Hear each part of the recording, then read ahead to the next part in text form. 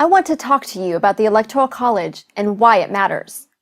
All right, I know this doesn't sound like the most sensational topic of the day, but stay with me because I promise you it's one of the most important. To explain why requires a very brief civics review. The President and Vice President of the United States are not chosen by a nationwide popular vote of the American people. Rather, they are chosen by 538 electors. This process is spelled out in the United States Constitution. Why didn't the founders just make it easy and let the presidential candidate with the most votes claim victory? Why did they create, and why do we continue to need this electoral college? The answer is critical to understanding not only the Electoral College, but also America. The founders had no intention of creating a pure majority rule democracy. They knew from careful study of history what most have forgotten today or never learned. Pure democracies do not work. They implode. Democracy has been colorfully described as two wolves and a lamb voting on what's for dinner. In a pure democracy, bare majorities can easily tyrannize the rest of the country. The founders wanted to avoid this at all costs. This is why we have three branches of government: executive, legislative, and judicial.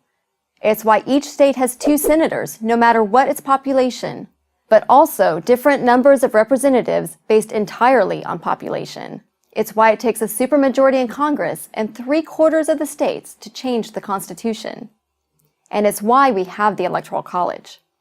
Here's how the Electoral College works. The presidential election happens in 2 phases. The first phase is purely democratic. We hold 51 popular elections every presidential election year, 1 in each state and 1 in DC. On Election Day in 2012, you may have thought you were voting for Barack Obama or Mitt Romney, but you were really voting for a slate of presidential electors. In Rhode Island, for example, if you voted for Barack Obama, you voted for the state's 4 Democratic electors. If you voted for Mitt Romney, you were really voting for the state's 4 Republican electors. Part 2 of the election is held in December, and it is this December election among the state's 538 electors, not the November election, which officially determines the identity of the next president. At least 270 votes are needed to win. Why is this so important? Because the system encourages coalition building and national campaigning. In order to win, a candidate must have the support of many different types of voters from various parts of the country. Winning only the South or the Midwest is not good enough. You cannot win 270 electoral votes if only one part of the country is supporting you. But if winning were only about getting the most votes, a candidate might concentrate all of his efforts in the biggest cities or the biggest states. Why would that candidate care about what people in West Virginia or Iowa or Montana think? But you might ask, isn't the election really only about the so-called swing states? Actually, no. If nothing else, safe and swing states are constantly changing.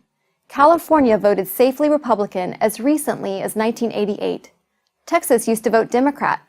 Neither New Hampshire nor Virginia used to be swing states. Most people think that George W. Bush won the 2000 election because of Florida. Well, sort of, but he really won the election because he managed to flip one state which the Democrats thought was safe, West Virginia.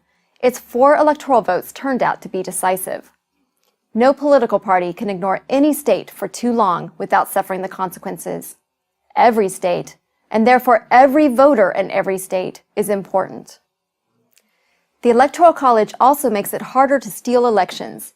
Votes must be stolen in the right state in order to change the outcome of the Electoral College. With so many swing states, this is hard to predict and hard to do. But without the Electoral College, any vote stolen in any precinct in the country could affect the national outcome, even if that vote was easily stolen in the bluest California precinct or the reddest Texas one. The Electoral College is an ingenious method of selecting a president for a great, diverse republic such as our own.